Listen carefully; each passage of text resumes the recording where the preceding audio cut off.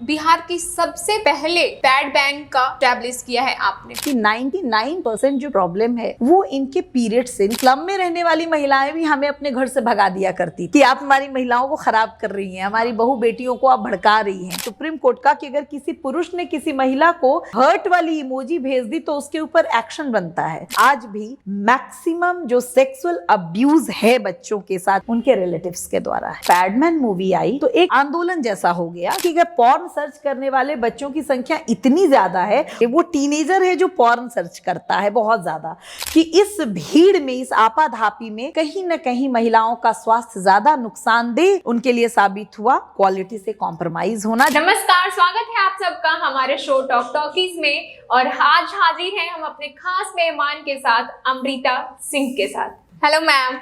Hello, कैसी हैं आप? बहुत अच्छी। और बताइए अभी क्या चल रहा है, मतलब आपके जो आप करती हैं, आप सोशल वर्कर हैं, एंटरप्रेन्योर हैं, तो आप अपने को लेकर बताइए अभी आपके साथ क्या चल रहा है। मेरे साथ तो सब अच्छा ही चल रहा है जब चलने की बात है तो, लेकिन बहुत बढ़िया। तुमने बहुत अच्छे से इंट्रोड्यूस कराया, इतना हेल्दी एटमॉस्फेयर में कि कंफर्ट कर दिया तुमने मुझे। मैं अपने बारे में बता दूं, मेरा नाम अमृता सिंह है और मैं एक सोशल एंटरप्रेन्योर हूँ। सोशल वर्कर अपने आप को नहीं कहती हूँ क्योंकि मैं कोई ऐसा काम नहीं करती हूँ जिसमें सोशल वर्क अपनी जगह है, बट सामाजिक बदलाव के लिए मैं काम करती हूँ। तो इसीलिए मैं हमेशा अपने आप को सामाजिक उद्यमी कहना पसंद करती हूँ। और मैं जो काम करती हूँ वो महिलाओं और बच्चियों के स्वास्थ्य से जुड़ा हुआ होता है और इसके अलावा भी कई और काम हैं जो हम करते हैं। तो जैसे जैसे हमारी बात आगे बढ़ेगी मैं इसके बारे में बात करूंगी तुमसे।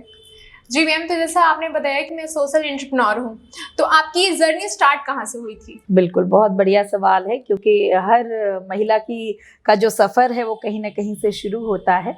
तो मैं अपने बारे में बताऊं कि मेरा जो एजुकेशन बैकग्राउंड है वो मैंने मास्टर्स किया है एनवायरमेंटल साइंस में। तो जब मैं पढ़ाई कर रही थी तो मुझे लग रहा था कि मैं डॉक्टर बनूंगी। बचपन में मेरा सपना था, मैंने तैयारी भी उसी हिसाब से करी, बट अनफॉर्चुनेटली और फॉर्चुनेटली मेरा सिलेक्शन नहीं हो पाया और एडमिशन नहीं हो पाया, जो भी कह सकते हैं। तो थोड़ा मैं डिप्रेशन में गई, लेकिन फिर मैंने अपने आप को संभाला कि कुछ और करना है।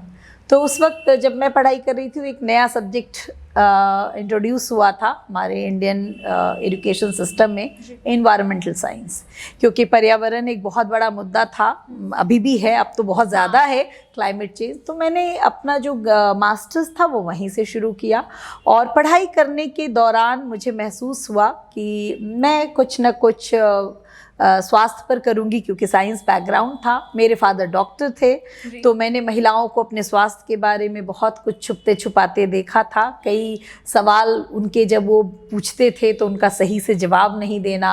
तो मुझे लगा था कि डॉक्टर बनूंगी तो अच्छा कर पाऊंगी, लेकिन मैंने सोचा नहीं बना तो भी कुछ ना कुछ कर लेंगे। खैर, इसी तरह से मेरी शुरुआत हुई है इस फील्ड में। और जब शादी के बाद मुझे लगा कि अब मैं जॉब करूं तो फिर मेरी बेटी हो गई, तो मुझे वो भी ऑप्शन समझ नहीं आया और इसलिए मैंने सोचा कि अपने आप ही कुछ करते हैं। तब मैंने इस काम की शुरुआत करी और मैंने एक फाउंडेशन इस्टेब्लिश किया जिसका नाम है नव अस्तित्व फाउंडेशन, जो एक नॉन प्रॉफिट ऑर्गेनाइजेशन है। और उसी के तहत मैंने अपने सारे काम को एक एक करके शुरू किया। तो मेरी पहली शुरुआत जो है इसी तरीके से हुई। एक साइंस बैकग्राउंड होते हुए मैंने महिलाओं की पीरियड्स को चुना काम करने के लिए, महिलाओं के मेंस्ट्रुअल हाइजीन को चुना और इस तरीके से मैंने अपने सफ़र की शुरुआत करी 2012 में, यू कैन से। मैम, जैसा कि आप बता रही हैं कि मेंस्ट्रुअल हेल्थ को लेकर आप काम करती हैं, मतलब अवेयरनेस फैलाती हैं। इसके साथ साथ आपकी साई की रसोई जो चलती है, पीएमसीएच में करीब 250 लोगों को फीड किया जाता है उसके थ्रू, तो वो कैसे जहन में आया, कैसे शुरुआत हुई उसकी, इसके बारे में बताएं कुछ। सबसे पहले तो बता दूं कि मेंस्ट्रुअल हाइजीन की शुरुआत कैसे हुई। जब मैं सोशल वर्क फील्ड में आई तो मैंने कुछ महिलाओं को, मैंने और मेरी फ्रेंड हैं पल्लवी सिन्हा, हम दोनों ही फाउंडर्स हैं अपने ऑर्गेनाइजेशन के, तो हमने कुछ बच्चियों और महिलाओं को पढ़ाना शुरू किया कि बेसिक लिटरेसी जो बेसिक लाइफ में है कि शिक्षा होनी चाहिए, स्वास्थ्य होना चाहिए, रोटी कपड़ा मकान के साथ शिक्षा बहुत ज़रूरी है। तो शुरुआत बहुत छोटी सी थी। बट जब उनको पढ़ा रहे थे तो पढ़ाने के दौरान, बातचीत के दौरान हमें पता चला कि उनके स्वास्थ्य की बहुत सारी प्रॉब्लम्स हैं। तो हमने धीरे धीरे बात करना शुरू किया उनसे, लेकिन वो खुल के कुछ बात नहीं करती थी। तो हमने सोचा कि हम एक डॉक्टर को कंसल्ट करते हैं और इनके स्वास्थ्य के ऊपर कुछ काम करते हैं। तो हमने एक छोटा सा regular clinic, health clinic start करा, जिसमें हम लोग हर संडे एक स्पेशलिस्ट डॉक्टर को बुलाते थे और उनके बच्चों का, उनके हस्बैंड्स का, उनका ट्रीटमेंट कराते थे। तो जब गायनेकोलॉजिस्ट हमारे क्लिनिक पे आई तो हमने महिलाओं को बुलाया और उनकी जब चेकअप हुए और बहुत सारी बातें सामने आई, तब पता चला कि इनका जो बेसिक प्रॉब्लम है, इनकी 99% जो प्रॉब्लम है वो इनके पीरियड से, इनके मेंस्ट्रुएशन से जुड़ी हुई है। तो एक ट्रिगर पॉइंट हमारे दिमाग में आया कि क्यों नहीं इस विषय पर ही बात करी जाए। तो हमने शुरुआत उन्हीं महिलाओं से करी थी। जब हम उनके पास गए, उनसे हमने बात करा कि आपको इतनी परेशानी है, फिर आप क्यों बात नहीं करते। तो फैमिली दबाव होता था, क्योंकि हमारे यहाँ जो पीरियड्स है उसको बहुत छुपाते हैं। पुरुष तो छोड़िए, महिलाओं के सामने भी बात नहीं करते थे। तो हम लोगों ने यहीं से अपनी जर्नी शुरू करी। मैंने उनसे बात करना शुरू किया, लेकिन बात करना शुरू तो कर दिया, मगर वो इतना आसान नहीं था। लिटरली वो स्लम में रहने वाली महिलाएं भी हमें अपने घर से भगा दिया करती थी कि आप हमारी महिलाओं को ख़राब कर रही हैं, हमारी बहू बेटियों को आप भड़का रही हैं। बिकॉज़ हम बात करते थे गंदे तरीके से, अनहाइजीनिक प्रैक्टिसेस की, हम बात करते थे अनवांटेड प्रेगनेंसी की, हम बात करते थे पुरुषों के द्वारा किए गए सेक्सुअल अब्यूज़ की। तो वो हमें भगा देती थी। लेकिन उसी वक्त हम दोनों ने डिसाइड कर लिया था कि अब चाहे जो भी हो जाए, काम इसी विषय पे करेंगे। तभी से मेरी इस मेंस्ट्रुअल हेल्थ एंड हाइजीन की शुरुआत हुई। हमारे कैंपेन का नाम हमने रखा था स्वच्छ बेटियां स्वच्छ समाज, और जो 2012 से शुरू होकर अभी तक चल रहा है। और हमने लगभग 10 से 12 लाख महिलाओं और बच्चियों को अभी तक अवेयर किया है towards menstrual health and hygiene, और उनको सही जानकारी पहुंचाई है। तो मेरा एक ये था। और दूसरा आपने एक सवाल किया, साईं की रसोई। जी, साईं की तो वो एक ऐसा काम है जो मेरे दिल से जुड़ता है। मतलब वो मेरी दिल, मतलब आप कहते हैं वो मेरी आत्मा से जुड़ता है वो काम। खाना किसको पसंद नहीं होता है, हर किसी को खाना पसंद होता है, और अच्छा खाना सबकी कमज़ोरी होती है। तो एक दिन हम एक रिपोर्ट पढ़ रहे थे, मैंने पढ़ा, भारत सरकार की एक रिपोर्ट थी कि हंगर इंडेक्स में हमारी स्थिति बहुत ख़राब है। हमारे यहाँ माल न्यूट्रिशन बहुत ज़्यादा है और 20 करोड़ लोग रोज़ भूखे सो जाते हैं। तो जब ये रिपोर्ट मैं पढ़ रही थी, ये 2018 की बात है, तो मुझे बहुत अजीब लगा। मैं इसके पहले मैंने कभी इसके बारे में ना सोचा और ना मुझे समझ आया था। तो मैंने सोचा कि 20 करोड़ लोग जिस देश में भूखे सोते हैं, वहाँ हम इतना खाना वेस्ट कर देते हैं। हमारी पार्टियों में जाकर देखिए, हमारे यहाँ कुछ लोग तो इंटेंशनली खाना फेंक देते हैं, मगर किसी को देते नहीं। तो मैंने सोचा कि अगर मैं 50-100 लोगों को ही खिला सकूं तो मेरे लिए बड़ी उपलब्धि होगी। और 3 जून 2018 को मैंने ये शुरुआत करी साईं की रसोई के नाम से। नाम के पीछे कोई रिलीजियस भावना उस वक्त नहीं थी। साईं का मतलब भगवान होता है, और मुझे ऐसा लगा कि भगवान की रसोई कभी खाली नहीं होती है। दैट्स वाई इसका नाम साईं की रसोई रखा गया, और इसकी एक छोटी सी शुरुआत करी। और आपको आज मैं बहुत गर्व से ये बात बताना चाहती हूँ कि पूरे 1 महीने साईं की रसोई का खाना मैंने अकेले ही बनाया था। और उस वक्त मैं 250 का तो नहीं, लेकिन 100 लोगों का खाना रोज़ बनाती थी। घर के बर्तन इतने छोटे थे कि मुझे 4-5 बार 6 बार चावल बनाना पड़ता था, और रोज़ शाम को हम खाना खिलाने के लिए लेकर जाते। तो मैं खुद ही जाती थी, बनाती भी थी और बांटती भी थी। तो वो एक बहुत इमोशनल शुरुआत थी मेरी। लेकिन आज वो रसोई इतनी बड़ी हो गई है कि डेली 250 लोग, पटना मेडिकल कॉलेज कह सकती हैं कि जो सबसे बड़ा अस्पताल है हमारा, वहाँ ज़रूरतमंद जो गांव से पेशेंट्स आते हैं, उनके रिलेटिव्स आते हैं, हम कोशिश करते हैं कि पेशेंट को तो खाना अस्पताल से मिल जाता है, बट जो अटेंडेंट्स हैं उनको बहुत महंगा पड़ता है। तो हमारा मोटिव वही रहा। और आज 5 साल हो गए ऑलमोस्ट रसोई को चलते हुए, और वो हर दिन शाम को 6 से 8 के बीच में वो खाना वहाँ पहुँचता है, बिना रुके बिना थके। ठंडा हो, गर्मी हो, बरसात हो, खाना ज़रूर जाता है। तो ये एक हमारा जो वेंचर है वो कंटिन्यू चल रहा है। अच्छा मैम, अभी आप बता रही थी अपने कि कैसे आपकी जर्नी स्टार्ट हुई, तो ये हमारे फैमिली में या फिर हमारे सोसाइटी में, नॉट इन आवर फैमिली, कि इसको लोग तब्बू मिथ समझते हैं। बात करना भी मतलब ठीक है, तुम घर से बाहर, घर के लोगों में छुप छुपा के बातें होती रहती, घर से बाहर निकलना तो बहुत बड़ी बात हो गई। तो क्या जब आपकी जर्नी स्टार्ट हुई, आपने शुरू में जब स्टैंड लिया, इसके बारे में बातें करना शुरू की, तो कोई रुकावट आई, कोई बाधा? नहीं, ज़रूर, ये बहुत अच्छा सवाल है तुमने, क्योंकि जब पीरियड्स की बात होती है तो साथ साथ मिथ्स, टैबूज एंड स्टिग्मास जी, ये प्रिवेल्ड है सोसाइटी में। आप अगर ये कहते हैं कि मेरे घर में ये बात नहीं होती है, तो मैं यही कहूँगी कि डोंट से दिस, क्योंकि हर घर में यही बातें होती हैं। दुनिया की बहुत पढ़ी लिखी महिलाएं भी कहती हैं पीरियड्स में हम अचार नहीं छूते। हाँ। दुनिया की बहुत ज़्यादा हाईली क्वालिफाइड महिलाएं भी कहती हैं हम पीरियड्स में पूजा नहीं करते। तो वो साथ साथ चलता है, क्योंकि हमारी परवरिश, हमारा सोशल कल्चर ही ऐसा है जहाँ इस विषय पर बात नहीं करते थे। और जब इस विषय को मैंने उठाया था तो मुझे बहुत कुछ बाद में भी पता चला जो मैंने कभी नहीं देखा, लेकिन मैं खुद ही गो थ्रू हुई थी उससे। जब मुझे पहली बार पीरियड्स आया था तो मुझे याद है मेरे भाई का मुंडन था और मेरी नानी ने कहा कि उसके पहले मैं सारे काम कर रही थी घर के, एकदम ऑल ऑफ ए सडन मुझे पीरियड्स आया। मैं बहुत घबरा गई, मैं रोने लगी कि अरे मुझे कुछ हो गया, क्योंकि ब्लीडिंग का मतलब ही हम बीमारी समझते थे। तो उस वक्त मुझे लगा अरे मुझे तो कैंसर हो गया, अब तो मैं बचूंगी नहीं, और मैं बहुत ज़ोर ज़ोर से रोने लगी। फिर मेरी नानी ने, मम्मी ने पूछा एंड ऑल दैट, सबने बताया कि नहीं नहीं ऐसा कुछ नहीं, सबको होता है। अच्छा, तब पता चला। लेकिन जो पहला वर्ड मेरी नानी ने बोला कि अभी के बाद पूजा की कोई चीज़ तुम नहीं छुओगी, वो बात मुझे बहुत बुरी लगी कि जो सब काम मुझसे करवा रहे थे वो अचानक से कहते हैं कि नहीं छुओगी, दैट क्या है ये।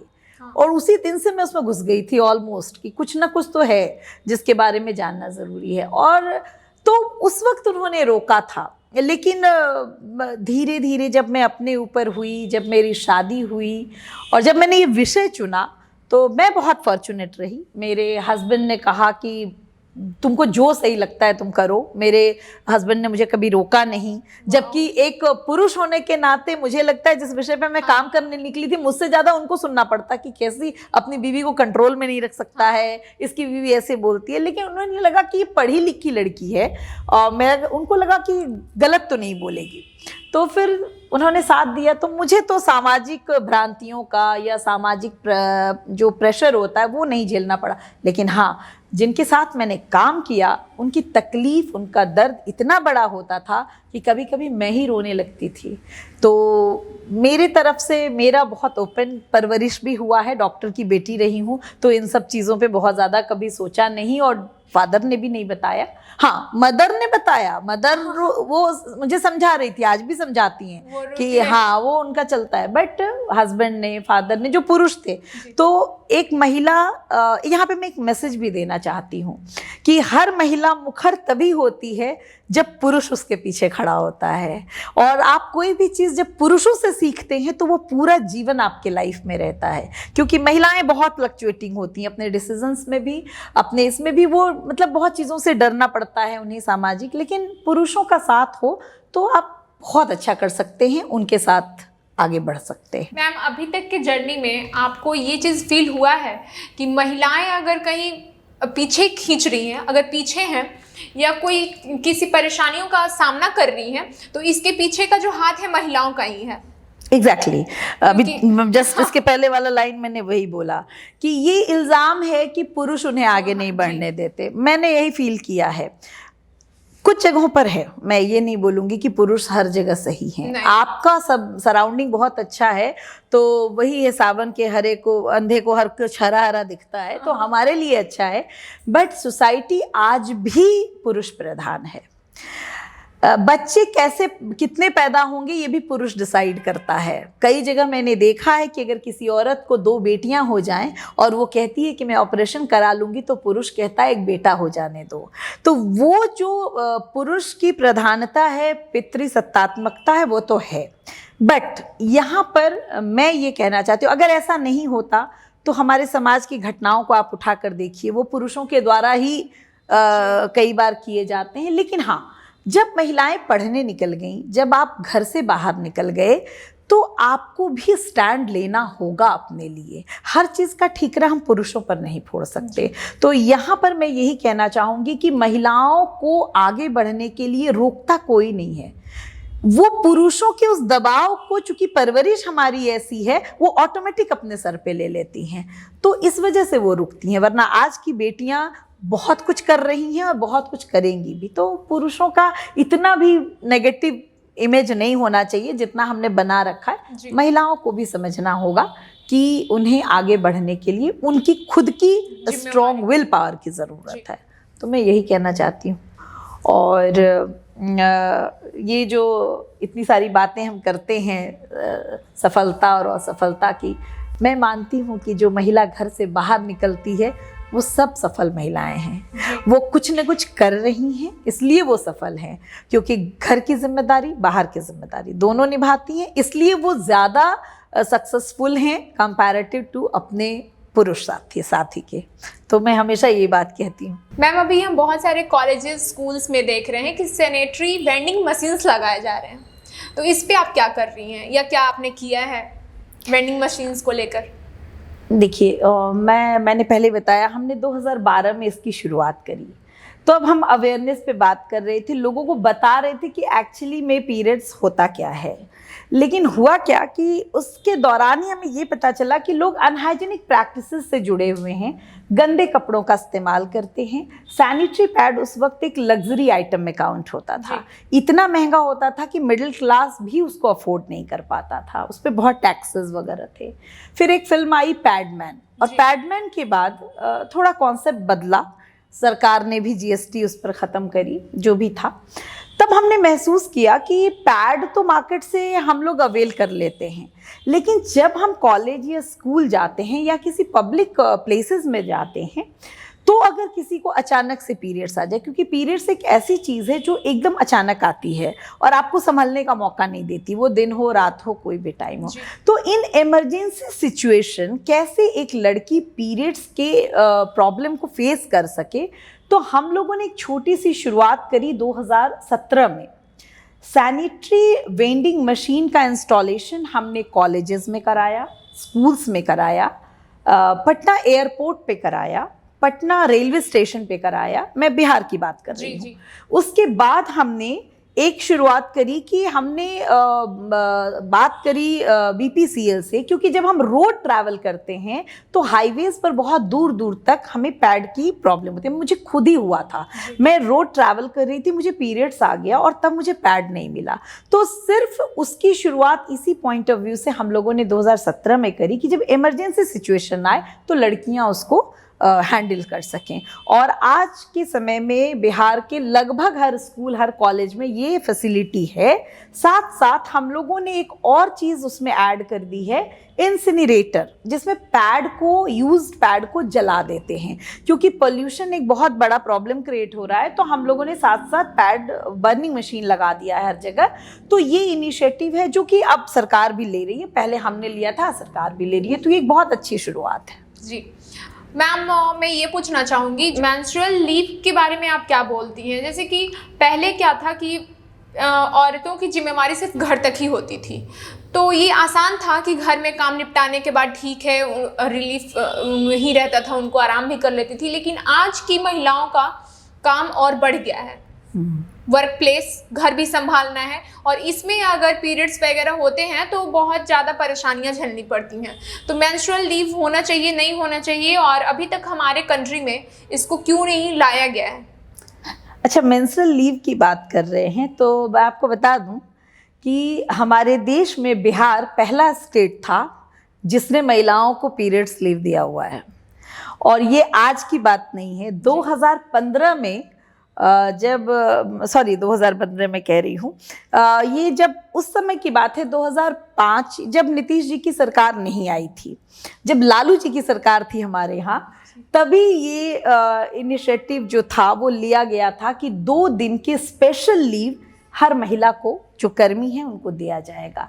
लेकिन अफसोस थोड़ा सा यही है कि इसके बारे में अवेयरनेस नहीं है, लोगों को पता नहीं है, और जो कन्फ्यूजन क्रिएट कर दिया गया वो स्पेशल लीव को लेकर कर दिया गया कि विशेष महिलाओं को 2 दिन महीने में विशेष छुट्टी दी जाएगी। ये है ऑलरेडी, लेकिन इसको जो विशेष कर दिया गया इसका नाम पीरियड लीव होना चाहिए था, तब चीज़ें क्लियर हो जाती। क्योंकि अभी भी थोड़ा कन्फ्यूजन है, तो लोगों को लगता है कि महिलाएं इस छुट्टी का सही इस्तेमाल नहीं कर रही हैं, लेकिन ऑलरेडी है।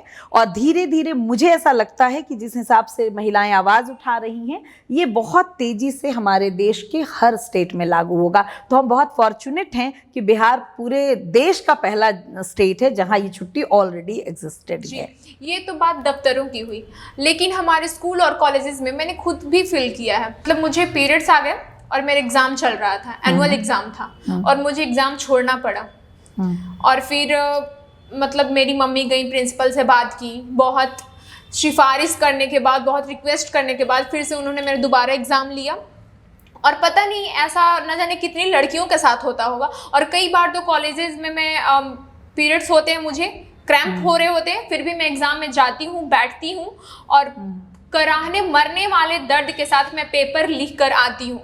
मतलब एकदम बेहोशी की हालत में पेपर देती हूँ मैं। मुझे बहुत गंदा पेन होता है, फिर भी मुझे जाना होता है। तो क्या कॉलेजेस और स्कूल्स में भी छुट्टियाँ मिलनी चाहिए या फिर?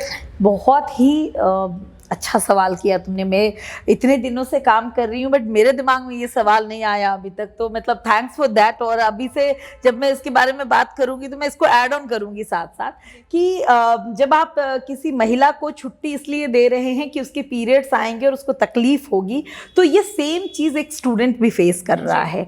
तो स्पेशली कॉलेजेस में भी ये फैसिलिटी होनी चाहिए कि अगर जेन्युइनली कोई लड़की ये कह रही है कि मुझे पीरियड्स है और मेरे एग्जाम्स को बाद में थोड़ा सा ये किया जाए, रीशेड्यूल्ड किया जाए, तो ये होना चाहिए। और मैं आगे सरकार तक भी ये बात रखूँगी कि जो भी यूनिवर्सिटीज़ हैं, जो भी बिहार बोर्ड है या इंटर काउंसिल है, वहाँ ये चीज़ें जानी चाहिए। और बहुत अच्छा सवाल था। मतलब पहले तो थैंक्स तुम्हें कि तुमने ये सवाल उठाया और मेरे जहन में नहीं था, तो ये बहुत ही अच्छा सवाल था। और इसके बारे में अभी तक तो सच में कुछ बात नहीं है, लेकिन आगे ज़रूर हम लोग इस पर बात करेंगे। Thank you ma'am. मैम, मैंने आपके बारे में देखा कि आप बिहार की सबसे पहले पैड बैंक का इस्टेब्लिश किया है आपने। तो ये कैसे रहा, कैसे आपके जहन में आया कि हाँ इस्टेब्लिश करना चाहिए, हमारे बिहार में पैड बैंक्स होने चाहिए?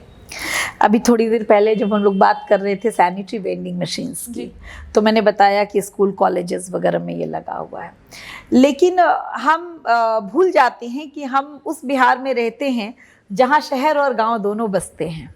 तो जब मैंने रूरल में काम करना शुरू किया, तब मुझे पता चला कि लाखों महिलाएं, करोड़ों महिलाएं ऐसी हैं जो गंदे कपड़ों का इस्तेमाल करती हैं, लेकिन उनके पास इतने पैसे नहीं हैं कि वो सही सैनिटरी पैड खरीद सकें।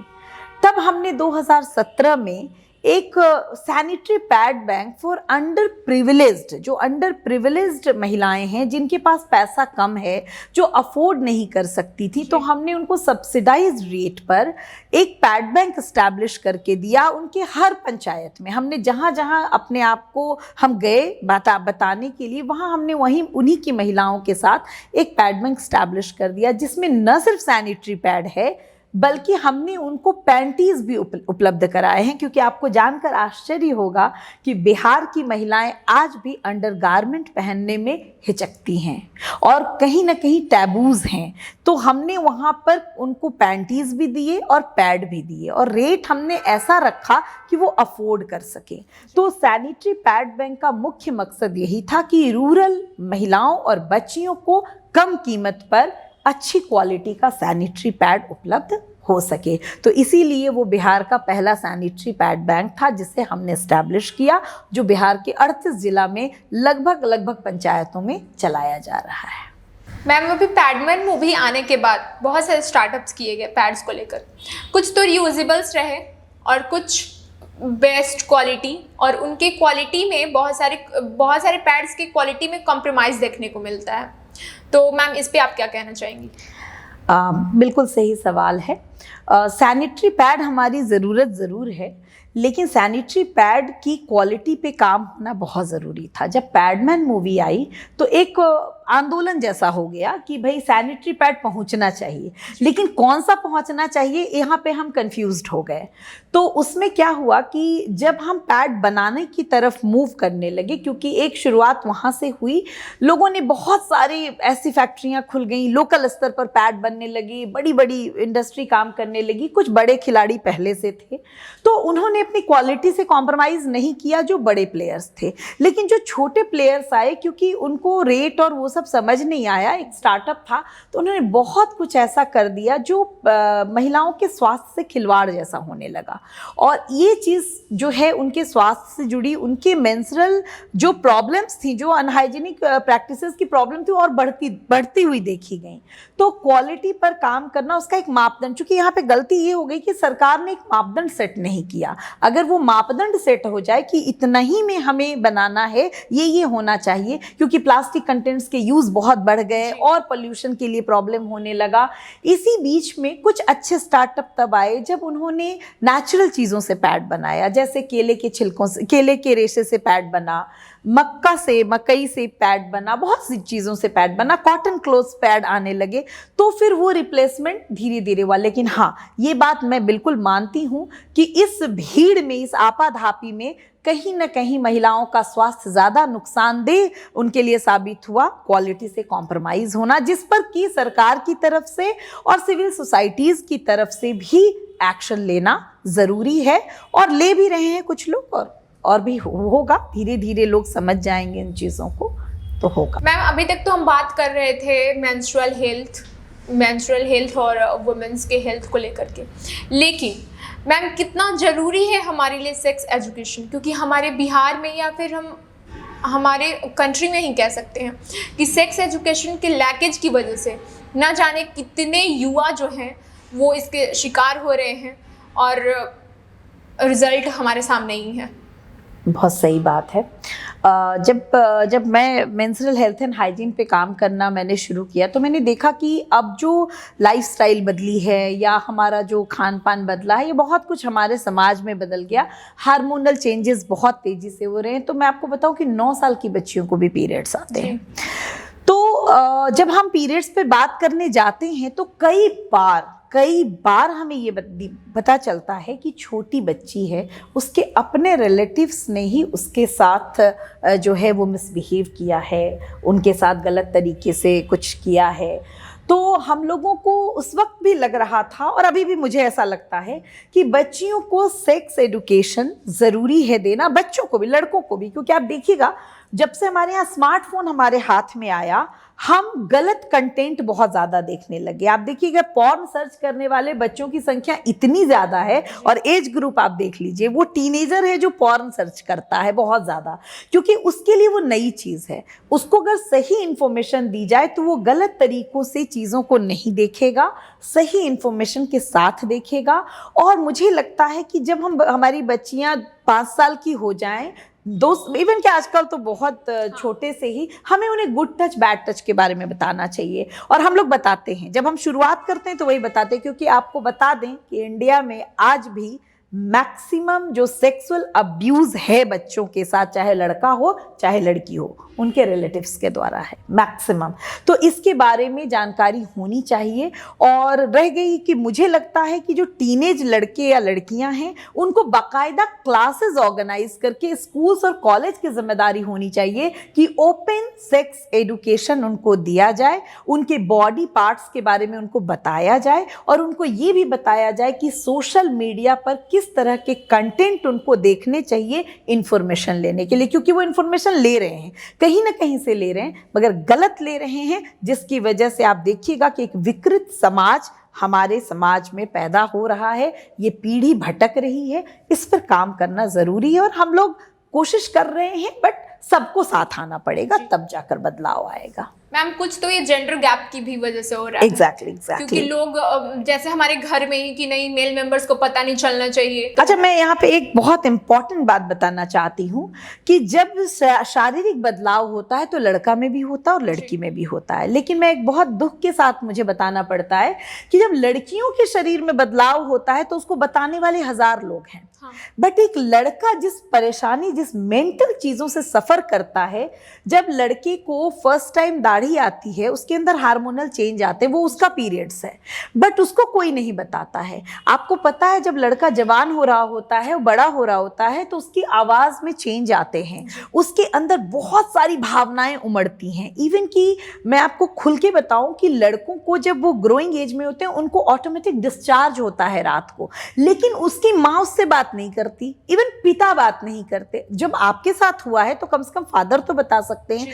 तो मुझे लगता है कि लड़कियों को बताने के लिए बहुत सोर्सेज है, बट लड़कों को बताने की जो शुरुआत है वो भी होनी चाहिए। और आज इस मंच पर बैठकर मैं ये कहूँगी कि ऐसे कार्यक्रम ज़रूर ऑर्गेनाइज होने चाहिए जहाँ इस तरह की बातें हों, और पब्लिकली एक महिला इस तरह की बात करती है तो लड़कों में कॉन्फिडेंस आता है। जी, इस पे सेमिनार वगैरह हेल्ड करने चाहिए पेरेंट्स के लिए, ताकि वो अपने बच्चों के साथ गैप न क्रिएट करें। एग्जैक्टली। तो वो लिंकेज एंड कनेक्टिविटी सिर्फ माँओं और बेटियों के बीच नहीं, पिताओं और बेटों के बीच भी होनी जरूरी है, मुझे ऐसा लगता है।